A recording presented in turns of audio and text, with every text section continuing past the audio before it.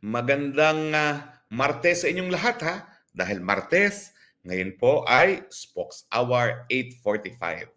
Naku, kakabalik ko lang po sa Cebu, no? Kaninang hapon lang po ako bumalik ng Cebu. Diretso po sa opisina, may inayos na pleading para sa Supreme Court at nakauwi na ako ng alas 7 ng gabi, no?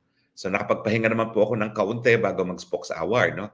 Pero alam niyo, namimiss ko ng Cebu. Kasi noong isang linggo, 2 beses ako nagbalik-balik sa Cebu.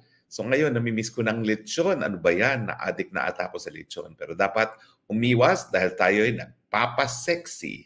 At talaga naman pong tayo desididong magpapayat. Bakit? Dahil nais nating mabuhay ng mahaba. Dahil baka mamaya, maiwan sa daigdig na ito ang mga walang hiya sa daigdig. Anyway, ang natin, anong pag-usapan natin ngayon? Well, siyempre, alam niyo naman, kalmang-kalma si Tatay Digong sa Cebu nung linggo. Bakit kaya? Ano bang nangyari? Ako yung hat na hat nung panahon na yon. Siyempre, maintindihan niyo naman ako bakit ang hat na hat, no? Alam niyo naman yung nangyari sa misis ko, no? First time ko na nakapagsalita mula nung nangyari yon. Siyempre, tao rin naman po, no? Bagamat ang utos talaga sa akin ni VP Sara, huwag aatakihin ang PBBM at hindi naman po ako umatake, no? Dahil ako bang po talaga ay nagtatanong lang, bakit pabali-balentong? At siyempre, bakit? Lalong-lalo na pagdating dito sa charter change, nag-iba matapos lamang ng isang taon. Dahil Pebrero ng isang taon, sabi niya talaga, hindi niya kinakailangan ng charter change sa economic provisions, no? Pero ngayon, kinakailangan daw niya. Pero anyway, pero bakit kaya si Tatay Digong ay kalma? Nag-guilty tuloy ako. Sabi ko, wow, si Tatay Digo, kalmang-kalma, cool na cool. Ako naman, ako nga si kalma lang, ako lang ito hot na hot. Well, may mga dahilan po yan. Unang-una, tatapatin ko po kayo. Nagsabi talaga si Mayor Rama na kinakailangan hanggang charter change lang ang pag-uusapan. Kapag lumabas sa charter change, aalis daw siya. At sabi pa nga niya sa akin, siyempre hindi po pwede yung mga incitement to sedition yung mga maghihiwalay sa bansa, yung mga ganyan, ayaw niya yan. So ang sabi niya, tutok lang tayo sa bribery initiative dahil siya mismo, sinabi naman niya sa kanyang talumpati, ayaw niya na namimili ng lagda at ayaw niya na linilin lang ang mga Pilipino. Na kung ano-ano pinipirmahan nila, kunwari ayuda, yung pala pang charter change. Pero bukod doon, meron pa po tingin kong ibang mga dahilan. O pansinin ninyo, Noong minsan na tinawag ni Tatay Digong na the Congress is the most corrupt branch of government, anong nangyayari noon? Well, yun yung tinanggaran ng intelligence funds, confidential funds in Sara Duterte at meron pang nabalita na impeachment. So natural, ama ang Tatay Digong. Ang kanyang instinct talaga, protektahan ang kanyang anak. At dahil ang banta ay nanggagaling nga sa Kamara de Representante, natural, talagang binomba niya ng husto ang Kamara de Representante. Anong naging resulta? Ipinasara ng mga kongresista ang SMNI.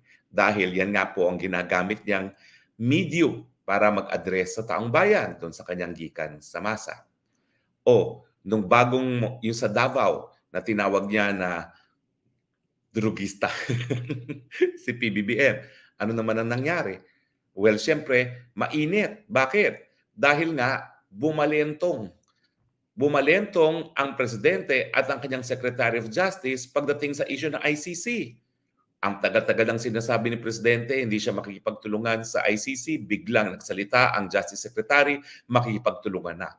At siyempre, ang Kamara de Representante, nagpasa na naman ng 2 resolusyon na nagsasabi na dapat makipagtulungan na ang Pilipinas sa ICC. So natural, nagkaroon ng banta, hindi lang sa seguridad ni Presidente Rodrigo Roa Duterte, kundi pati ni Inday Sara. Kasi alam naman natin na nung nagkaroon ng ganyang pahiwatig si Justice Secretary Remulla, abay dinadawit na nung isang, ano bang pangalan nun, hindi pa naman kapanipaniwala na hindi ko maalala ang pangalan niya, dinawi bigla ang Inday Sara Duterte. Samantalang sa mulat-mula na sila'y naghain ng reklamo sa ICC, hindi naman kasama ang Inday Sara Duterte doon. So hindi mo maintindihan bakit all of a sudden dinamay.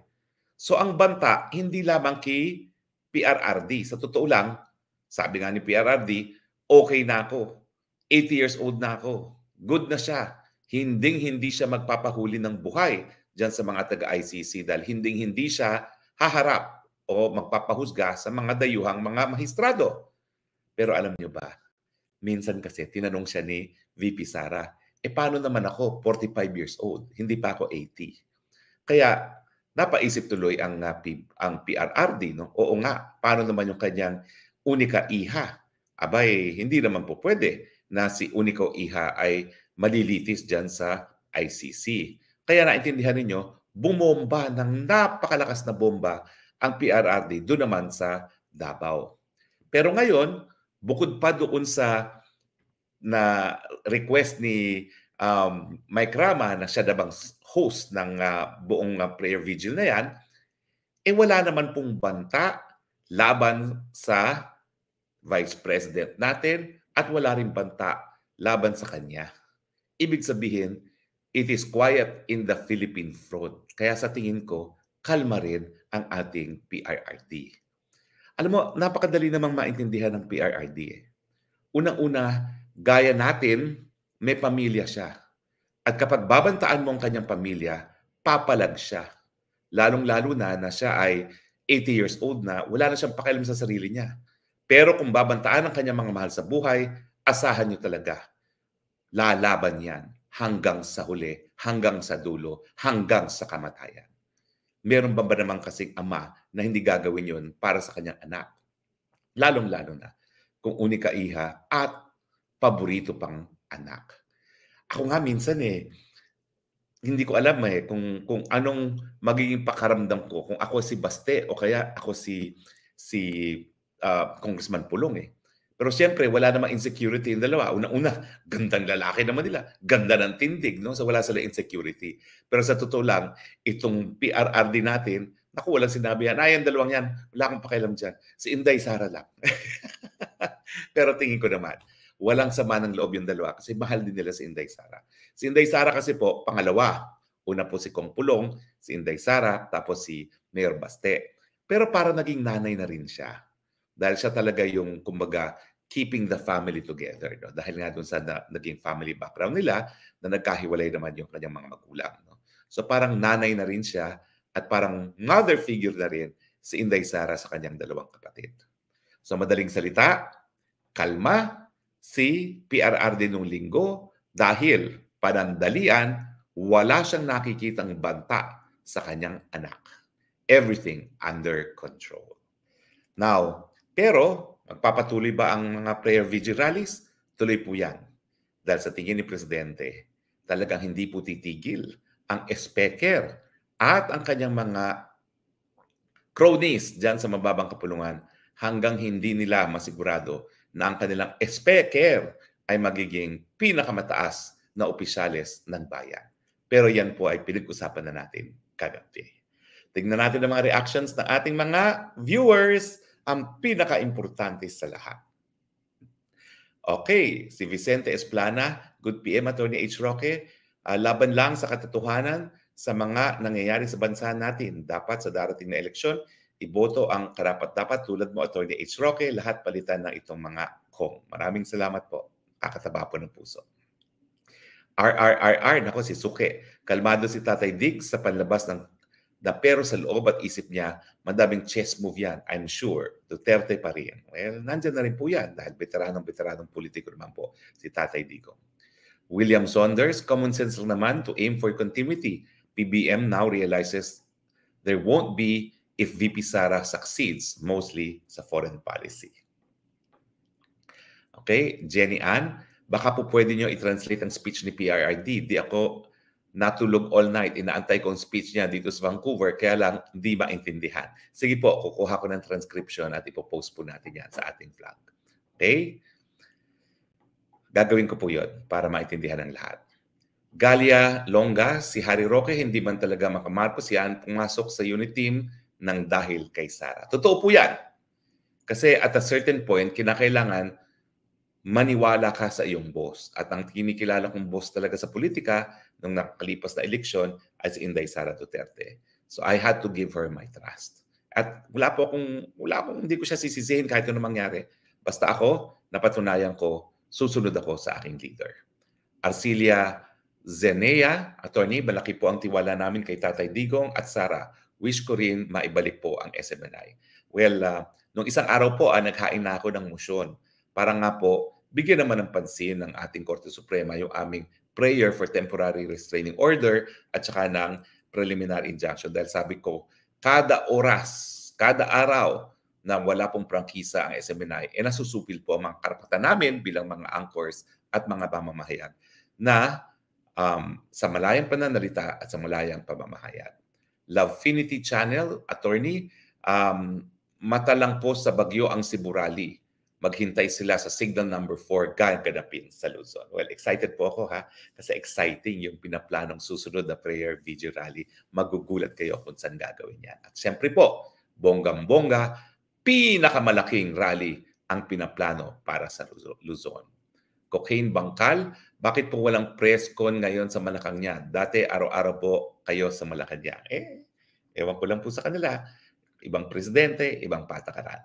Pero kay Presidente Duterte po, napaka-importante ng karapatan ng taong bayan sa impormasyon na nakakaapekto sa kanilang pang-araw-araw na buhay. Kaya po talagang regular ang press briefing at meron pang ang Tell the People na si Presidente mismo nagsasalita. Julie Bison, attorney, good evening po. Naniniwala po ba kayo sa nakarating ng Tugigaraw si FLAM na walang PSG, dalawang Brigadier General lang naka-region seguridad niya? Hindi po pwede yun. SOP po talaga yun. Sasamahan ng PSG, lalong-lalo na ang First Family. Marilu Rinostrance, Sir Harry, pati rin po ang speech ni Mayor Baste. Pakitranslate po. Salamat po and God bless you. Sige po, kukunin ko po yung translation at ipopost natin. Ricky Ayado, good evening, attorney. June ba talaga ang fiesta sa Davao? May mensahe ang June na iyan. May mensahe ang June na iyan. Mel on the go, Spox, kailan po mag-air ang Laban Kasama ang Bayan? Pasensya po, out of topic ang tanong ko. Well, bumalik na po sa ere ang SMNI. So wag po kayo mag-alala, ang mga programa naman po, babalik na. Bukas po, pupunta ako sa studio at magbo-broadcast po ako sa Pulso ng Bayan. Gail, salamat naman kung magpapatuloy ang mga prayer rallies. Very much needed po. More power sa inyo at sa mga Duterte. Salamat po. Maria Corazon, bakit po hindi ituloy ni Inday Sara ang pakikipag-chat niya sa mga tao? Mas maganda na meron siya komunikasyon sa mga supporters niya. Napanood ko ang live niya at maganda result. Tuloy-tuloy naman po si Inday Sara. Ako talaga, aliw na aliw ako sa mga TikTok ni Inday Sara. Lalong-lalo niya yung huli niya na meron siyang LV na basahan. Nakakaaliw talaga. Okay. Joyce Buckley, attorney, nanlimbarot ako, balahibo sa speech mo sa aking hometown, Cebu City. We love you, attorney. Stay healthy always. Love lots from Oslo, Norway. Galing po sa puso lahat ng sinabi ko, pati yung pagdadasal ko. Hindi ko po alam na magdadasal ako. Pero bago po ako umakyat talaga sa entablado, nagdadasal ako sa Panginoon. Lord, guide me and make me an instrument of your message. Yan po ang aking palaging dasal. Rose Espandan, attorney, may mga vlogs na ang ads ay black propaganda against FPRD kay Senator Amy Marcos, vlogs ni Engineer Berto, DZAR 1026, etc. Especially kung ang topic ay sa Cebu Rally po. Ibayaan niyo po sila. Malayang pananalita po yan. Basta, kung gusto niyo po mapanood yung nangyari sa Cebu, meron po magandang video na in-upload ko po sa aking vlog. May mga nagsasabi linangaw daw. Tingnan niyo na lang po yung video na yon nang makita niyo na wala pong katotohanan na nilangaw. Okay? Mr. Joy Tinilo, in a span of 20 minutes, I saw two paid ads on YouTube, one against the Senate, particularly Senator Amy R. Marcos, and the other against FPRRD. What is the purpose of these ads? Who paid for these ads? Alam niyo naman po, talaga pong politika, at syempre, ang ginagamit, kaban ng taong bayan. Lou Duñas, chess master po yan si FPRRD. Thanks, Fox Roque. God bless. Naniniwala din po ako dyan. Okay? Mel on the go, trending po si Mayor Baste dahil sa hamon niya kay Tambuluslos. Oo nga po no? Parang hinamon niya sa suntukan no? Paano ka naman mananalo kay Baste no? Laking mama, muscle man.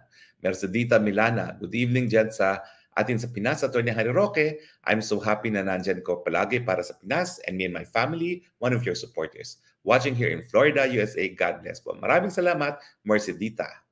Arcilia Zenea, kaya nga tama po dyan, Atty. Harry Roque, palinliko ang utak ng kuting. Madali lang i-analyze ang sinasabi ni Tatay Digong, di ba? May June pa, malapit na ang SONA at mga pangako ni kuting walang natupad. Oo nga po, no? Kasi siyempre, babalik at babalikan natin ang pangako niya noong eleksyon at pangako niya sa mga nakalipas na SONA. Okay, si For the Truth. So, ibig sabihin ni PRD ay tumiklop ngayon. Dehadong-dehado tayo ngayon. Hindi po. Hindi naman po siya tumiklop. Sinabi pa rin niya. Tutol siya kapag ang konstitusyon ay amendahan para mapahaba ang termino ng mga nakaupo. Okay? Tayo rin naman po. Yan ang dahilan natin. No? Okay. Wendy, Tay Digong's message last Sunday was giving BBM second chance or else hindi na malayong mangyari sa kanya, nangyari sa tatay niya. Hindi naman niya pwede bawiin na yung sinabi niya sa Davao eh. So, dinagdagan lang niya. Pero nandun pa rin yung mensahe sa Davao. Okay? Texting Story Hub. Kung suntukan yang Baste versus Tambaloslos, TKO yang si Tamba, isang suntok lang kay Mayor Baste. Yan. Akala ko sasabihin nyo, isang suntok lang galing kay VP Sara. Okay, William Saunders, ang tingin ko lang si Pastor ang tinitira ngayon to pressure the Dutertes to convince VP Sara to vacate her post and just run for Davao City Mayor in 2025. Well, siguro po sa susunod sa Thursday, pag-usapan po natin si Pastor Kibuloy at ang SMNI. Okay? Arcilia Zenea, kaya nga tama po dyan, Atty. Harry Roque, palinliko ang utak ng kuting, madali lang i-analyze ang sinasabi ni Tatay Digong. Nabasa ko na pala itong si Arcilia. Maraming salamat, Arcilia. Ana Fe Parco, magandang gabi po, Spox. Tama po, he is managing everything before he moves. Yes, okay. And Jose Canedo, attorney, may part 3 po ba ang maisog? Meron po yan. Marami pa po yan. Ang daming nagvo-volunteer na mga syudad na maging host ng prayer vigil laban sa PI na yan. Katsi Diego, watching from Singapore. Atty. Harry Roque, mabuti na lang andyan ka. Laging magpapaliwanag. Thanks to you and more power to you. Hello po sa Singapore. Mel Guyver, when the love of power overcomes the power of love, masisira talaga ang kapayapaan. Okay, Daddy O, attorney, when and where is the next prayer rally? But huwag po kayo mag-alala. Marso po ang susunod. At exciting po ang venue. Yan lang ang aking teaser. Maria Corazon, may mga below the belt na pinapakalat ngayon ang vloggers di Smugs tungkol kay VP Sara. Wala naman po maniniwala dyan dahil kilala naman natin si VP Sara. So, hayaan nyo ang malayang merkado ng ideya. Okay? So, maraming salamat po sa inyong pagtangkilik, ha? Naku po, bagamat namimiss ko na lang Cebu, kinakailangan pong magtrabaho muli dito sa Maynila. At maraming salamat po sa inyong patuloy na pagtangkilik sa ating Spox Hour. Nakakataba po ng puso dahil alam ko naman, wala na tayo sa pwesto, pero nandiyan pa rin kayo nakikinig sa ating mga mensahe. So sa muli po natin pagkikita, ha, ito po inyong Spox Nagbayan nagsasabi, I love you, Philippines. You're the only country that I have. You're the only country that I love.